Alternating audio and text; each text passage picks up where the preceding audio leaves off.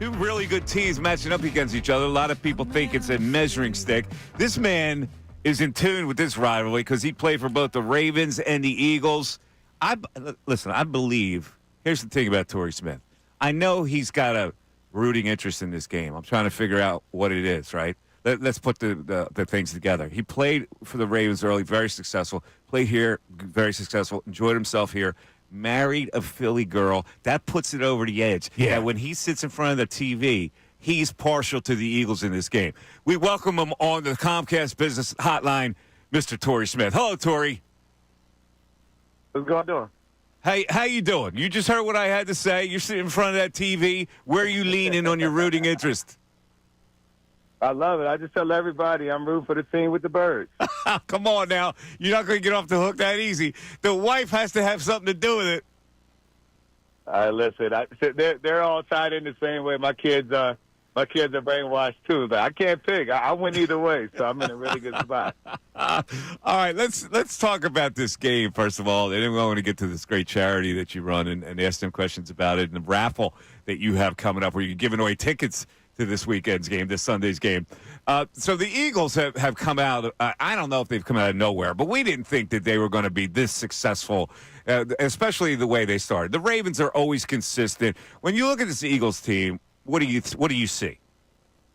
I anticipate this Eagles team being very good. If anything, I was more shocked that it didn't start the way they are playing right now. You know, I had the opportunity to watch them during camp, and somebody checked them out, and a couple of things I noticed being a part of two successful organizations, the Eagles and the Ravens, were you got to have the right leadership up top, which the Eagles checked the box on. You have the right balance of veteran leaders and younger guys, especially with the way their salary cap is mixed in. And you have to be able to sign guys that are steals on deals that have a great impact on your team.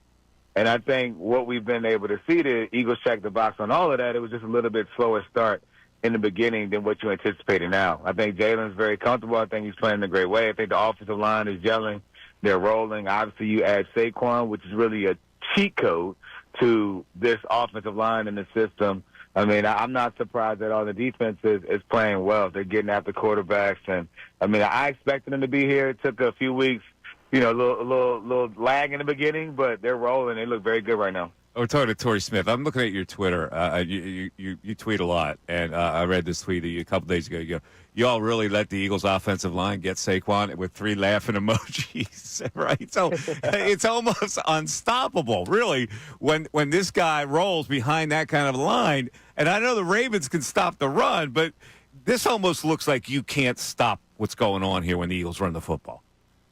Oh, man, I mean, it's unbelievable what the Eagles do. I mean, from a scheme standpoint to what the big fellas are doing up front. Obviously, Coach Stalin does a great job, the best offensive line coach in the league, and you see that year in, year out. I don't care who's going to be the head coach of the Eagles. Hopefully it's Coach Sirianni for a long time. But if he's not, Coach Stalin will still be there because he's that good as an offensive line coach.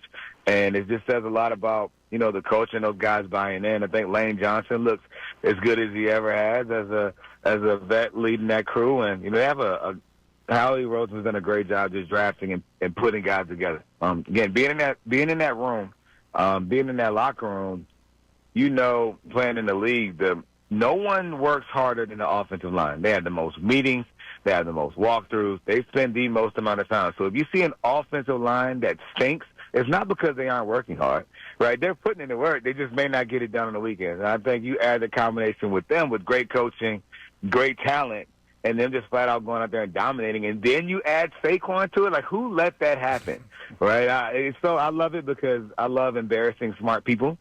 So to watch the Giants let him go, and then someone who would have called it a surprise, really, for him to land in the Eagles to go to show. You know, if there's any one GM in this league that will do whatever to help their team win, it's Howie Roseman, and he's done a great job, honestly, being the gold standard of GMs in this league. When you say you like embarrassing smart people, you're presuming that the Giants have some kind of intelligence. Fair. But I get you. So now here's the thing that people say the Eagles. The Eagles are either ranked twice, 2 in the power rankings, or 3. And there's always this this backdrop. Well, if Jalen Hurts has to beat him with his arm solely, if he has to put the team on his shoulders, this is where I depart from the Eagles Super Bowl aspirations. What do you say to that? This is a guy that was in the MVP conversation some years ago. This is a guy that's consistently proven that he can play at a high level, and he's paid to do so.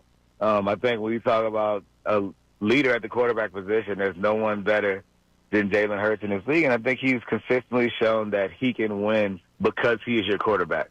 I think there are very few guys in this league. One, it's always a team game, team win, right? I think quarterback stats or quarterback wins is a stat that shouldn't matter because it's a team sport, right? Tom Brady has a Super Bowl because Malcolm Butler gets a pick at the 1 yard line, right? It's a team sport. Yeah. But I will say when it comes to Jalen and his ability to go out there and play, you've seen multiple times him be able to beat teams because of his ability to throw and his ability to run. I like to say everyone wants a quarterback that you can win because he is your quarterback, right? And I think the Eagles fit the mold as a team that is better because Jalen Hurts is their quarterback. I think the Baltimore Ravens fit that mold as well because Lamar Jackson is their quarterback. Same with Patrick Mahomes, Josh Allen. But that list is extremely short when it comes to the league. So as much as people drive themselves crazy, and I debate with people when I'm out there with my folks in Conshohocken about Jalen Hurts, I can just let you know from being around and watching and really studying now, you have a good one. Appreciate it because it could always be worse, and you have a star in my opinion. All right, so let's look at this game now, though, because the Ravens really do stop the run. So if you're game planning this with the Eagles offense, how would you game plan it? Are you going into this game thinking you have to throw more than run and deferring to what the Ravens do, or are you going to just trust what you do best? Yeah, I think you always go with what you do best. You have to establish the run, especially when you're a dominant run team like this. When you establish the run, it opens everything else up on the back end. But for this Ravens team, they've been struggling with the secondary and getting pass rush.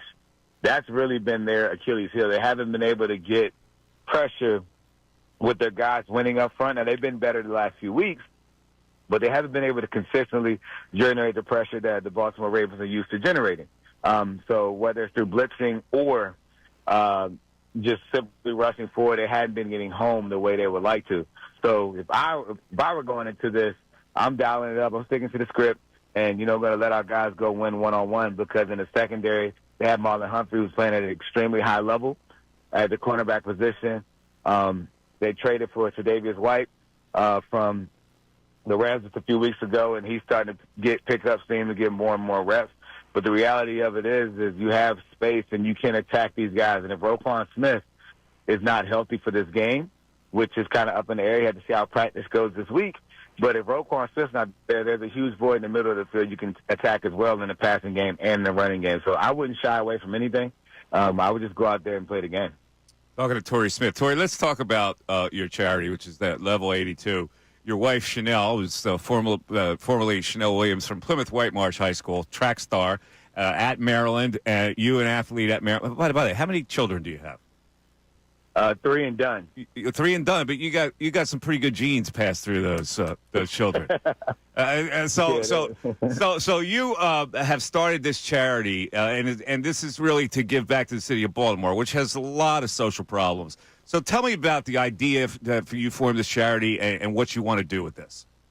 Yeah, it started from the beginning, just wanting to give back and be what I needed and oftentimes what we didn't have. So have an opportunity to be in the NFL in a very privileged position. So I like to leverage relationships to try to support and give people the resources they need to be successful.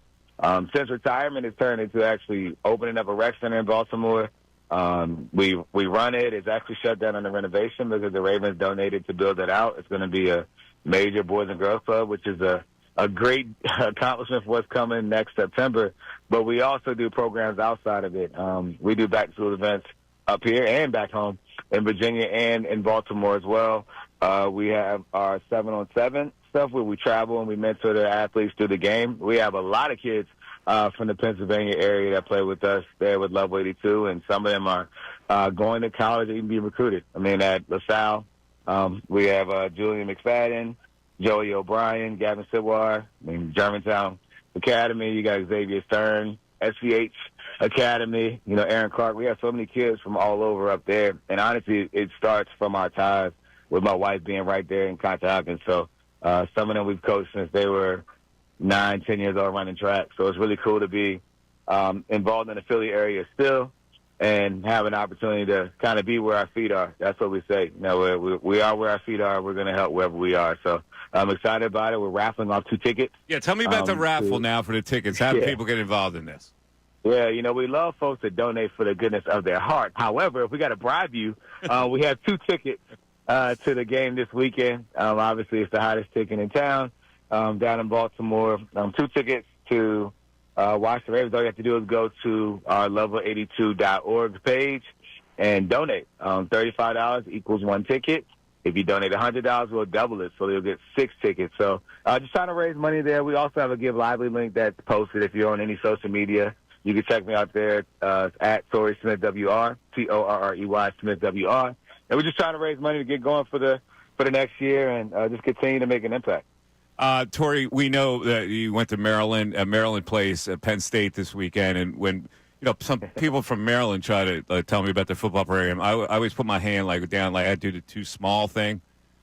Oh, I'm sorry. I'm sorry because you haven't beaten Penn State. How long has it been? I don't know how long it's been, but I did see that you gave a Twitter compliment to James Franklin the other day. Was he an assistant when you were at Maryland? Yeah, so when I was at Maryland, Coach Franklin was the offensive coordinator. So I go to Penn State all the time. Obviously I'm a Terp guy, but I'm extremely supportive of Penn State because of Coach Franklin. And there's so many guys there that, I've known.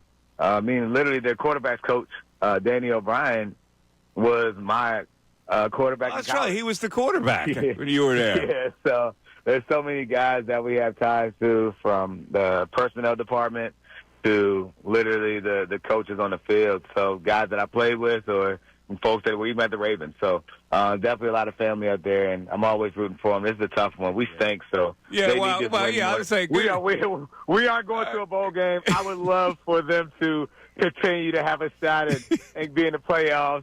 I'm not a big misery loves company person in this case. If it was Coach Franklin, I would hope we beat them by 50 and knock them out of the playoffs. Of course, there's Penn State hate. There's Penn State hate with all these wannabe programs. I get it. But if I gave you Maryland in 25, would you take it? 25, yes. You would take it. I would. All right. Well, we'll do a little bet on the side here. I'll give you Maryland in 25. I believe as long as if I lose, I'll make a donation to level 82. Hey, I love it, but there's one disclaimer out there. That's only if Billy Edwards is playing. If Billy Edwards isn't playing, you have to move the line to 50 for me. Man, I don't even know who Billy Edwards is, dude. Come on. Hey, Torrey, listen, it was great talking to you. Thank you so much. Continue doing what you're doing. I love that. You got out of this game fairly early, and you preserved your health. I look at you now. You look like you're still in pretty good shape, can play. And these guys still want to play at age 35 in this league at that position. But you checked out at the right time, I think, right? Yeah, I had my knee checked me out, so I had no choice. Yeah. So, I've always felt like, hey, I play football. I'm not a football player. My identity wasn't wrapped up into it. And I've always understood that if I had to take medicine to play, I wouldn't do it. And so I reached that point. So I'm glad. I've been blessed, extremely fortunate to play with some amazing organizations. But life goes on, and I'm just excited and thankful that I had the opportunity to do it. All right. How do people get in touch with Level 82? The website? Actually, you go to level82.org, or you go to Torrey Smith WR on any social media. I'll be posting like crazy for the next week or so. But I appreciate the folks in Philly, as always, for their support. And, hopefully someone up there Wednesday that can drive on down and enjoy a great day of football in Baltimore. Fantastic. Thanks, Torrey. We appreciate it. I appreciate y'all having me. All right, that's Torrey Smith, former Eagle, former Raven. It's still in this area, married local, married well. Good dude. Yeah, you could tell he's a good dude. But you didn't give him any favors, man. It's 24.5 is the spread on FanDuel. I thought you were going to give him more than that. I gave him an extra half point.